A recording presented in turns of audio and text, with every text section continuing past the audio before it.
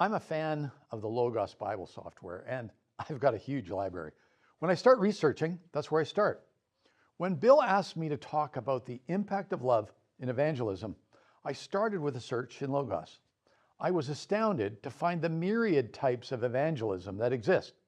Evangelism can be ministry-based, church-based, needs or problems-based, question-based, worship-based, worldview-based, and Bible or gospel-based, although I'm not sure what non-Bible-based evangelism is.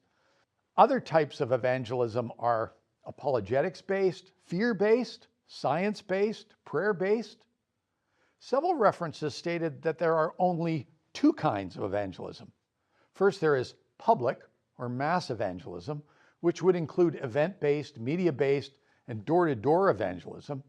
Secondly, there is personal evangelism, which is also described as friendship, testimony, or relationship-based evangelism.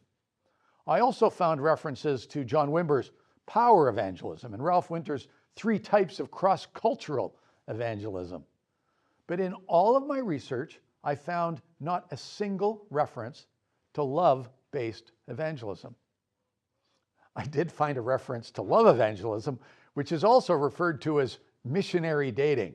When I was a teenager, I did have a friend who told me they were dating someone in the hopes of winning them to Christ. Definitely not a recommended form of evangelism.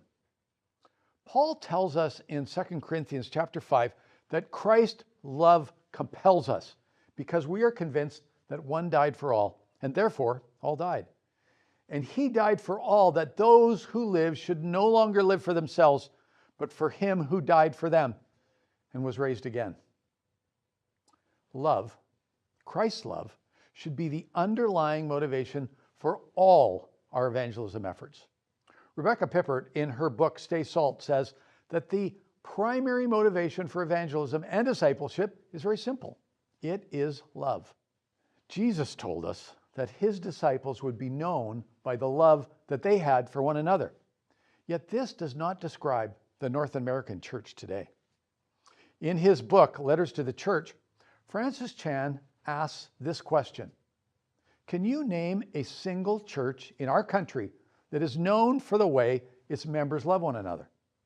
I'm sure you can think of churches known for excitement or powerful preaching or worship or production value. But can you name a church known for supernatural love? How did we get to a place where we lost the very thing that Jesus said we would be known for? I think this was a byproduct of the efforts of the church to fend off false doctrine. Error started to develop in the church in Paul's day. That error turned into false teaching. The church developed orthodoxy, right teaching, to counteract the false doctrine. And while there is no question this response was needful, we lost something in the process. What became of primary importance was not how you behaved. What became of primary importance was what you believed. I believe the Nicene Creed. I agree with the Apostles' Creed.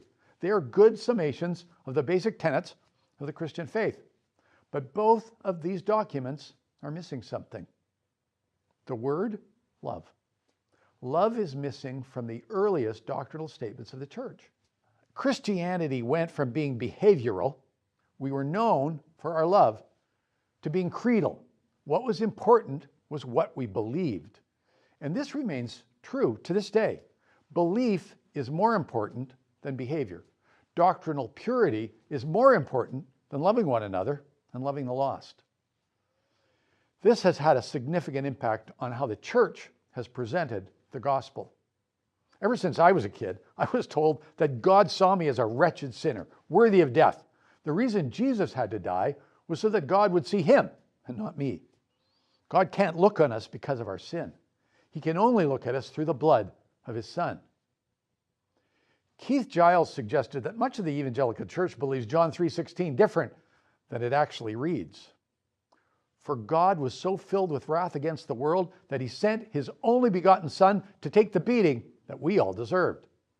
That if anyone would want to escape eternal suffering and would raise their hand and repeat this prayer after me, they would escape this horrible wrath. For the Son was not sent into the world to change our minds about God, but to change God's mind about us.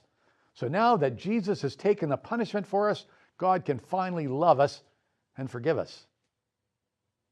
But of course, that is not what John tells us.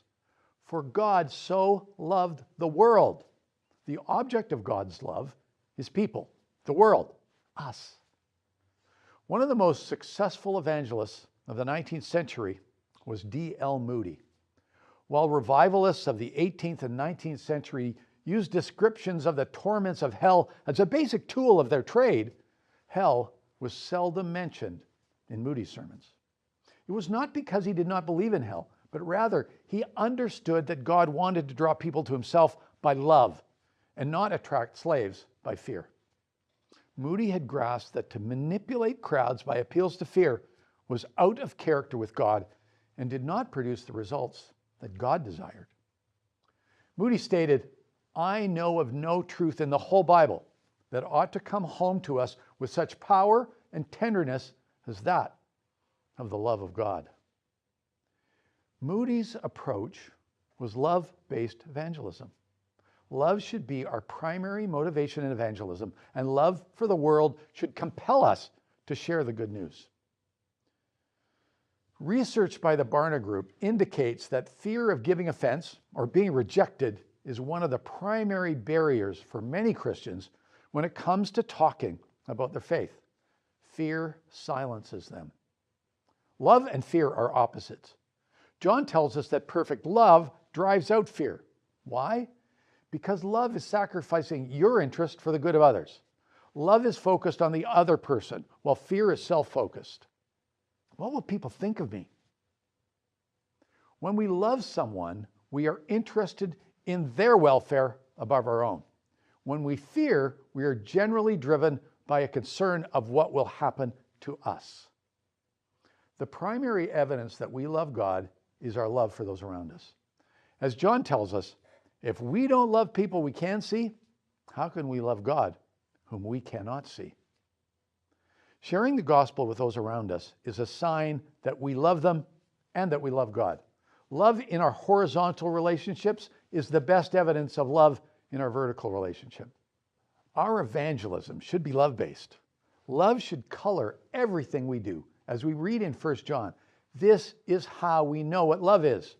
Jesus Christ laid down his life for us, and we ought to lay down our lives for our brothers and sisters. In this world, we are like Jesus. So what does love-based evangelism look like? In their book, I Once Was Lost, What Postmodern Skeptics Taught Us About Their Path to Jesus, Don Everts and Doug Schopp found that the vast majority of people who ultimately came to faith through InterVarsity's student ministry started by trusting a Christian. Trust is something that is earned. People will not generally trust you unless you show yourself to be trustworthy. Genuinely and authentically caring for the non-Christians around you and showing them honest and sincere love is probably the best way of showing you are trustworthy, worthy of their trust. If you show them love, many non-Christians will eventually move from distrust to trust, then from complacency to curiosity, from being closed to being open to change their lives, and from meandering to becoming a spiritual seeker. 1 Corinthians 8 tells us that knowledge puffs up while love builds up. If we focus on loving people, on building them up, rather than unloading our knowledge on them, we show ourselves to be worthy of their trust.